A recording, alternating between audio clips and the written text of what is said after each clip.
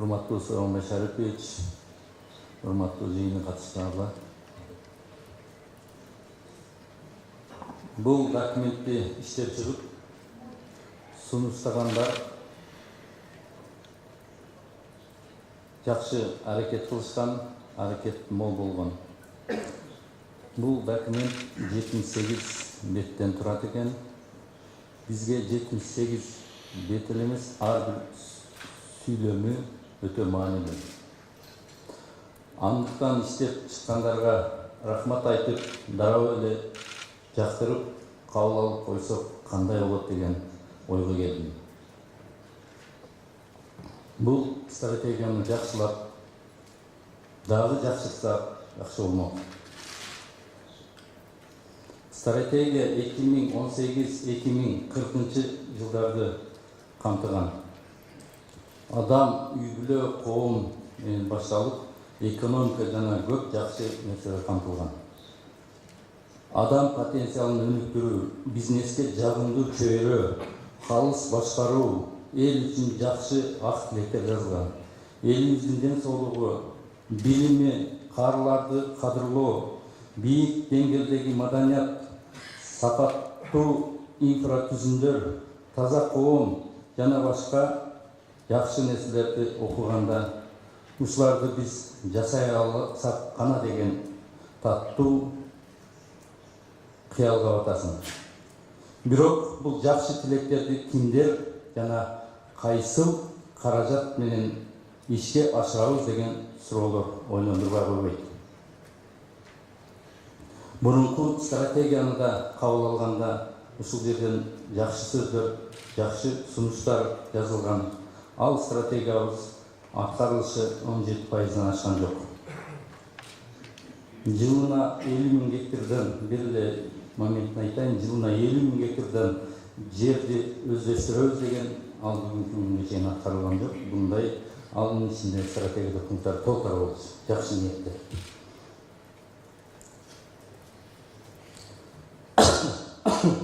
Ушинтип жакшы тилектерди, жакшы ойлорду айтып, жазып, аткарылбаса кыргыз санаасы менен байыт деген лакапка калбайбызбы?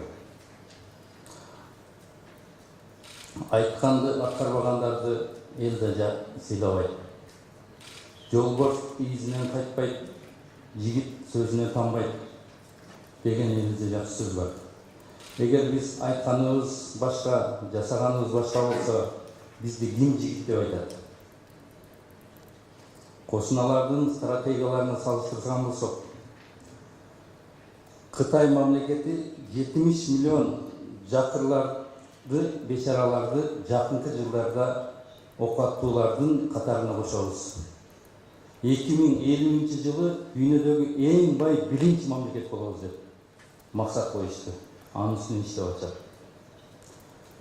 Өзбекстан 2030 жылы дүйнөдөгү 30 инновациялык өнүккөн өлкөлөрдүн катарына кошулабыз деп.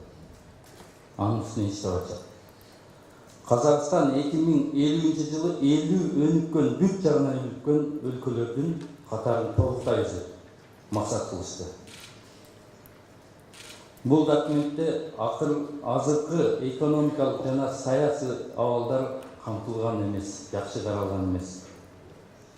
Өзгөчө алсак, тышкы карызыбыз жөнүндө сөз жок. Дүйнөдөгү экономикалык жана саясий абал, анын ичинде АКШнын Россияга болгон санкциялары, анын бизге таасири тийбейт деп биз айта албайбыз. Себеби биз ЕСтин мүчөсүбүз. Мына 2024 жылдын тышкы карызыбыздын эң жогорку пигине жетебиз. Жылына $320 миллион сырткы карызы жабуу башталат.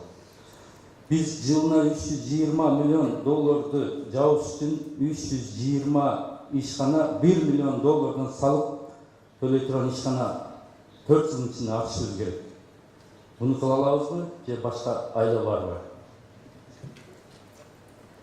Ага болгон 4 жыл калды. Өкмөт өзүнүн сунушун, программасын бизге так жана даана ушул боюнча айтып беришке киришет.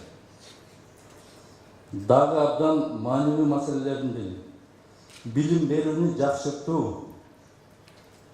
Жакында Бүткүл Дүйнөлүк банктын өкүлү Ауксада болгон жыйында доклад жасаган. Биздин окуучуларыбыз окуп жана эркин айтып берүүдөн өнүккөн өлкөлөрдүн 18 жылда артта калган.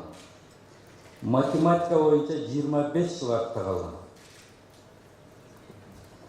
3 жылда өтчү тест жана пизанын тестинен акыркысында биздин мамлекет акыркы орунда белеген. Мына эң акыркысына катышуудан баш тарткан. Мына биздин билим берүүнүн абалы. 2040 жылы биз жок дегенде ушул билим берүүдө ушулардын катарына кошулабызбы деген оор маселелер ойлондурбай койбойт. Стратегияны иштеп чыгуунун жана ишке ашыруунун негизги шарттарынын бири бул реалдуулук.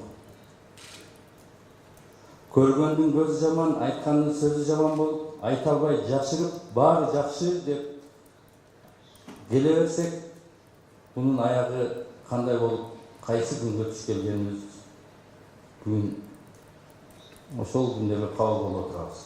Ооруну жасырсаң, анын аягы эмне болуп бүтөөрүн элибиз айтып койгон.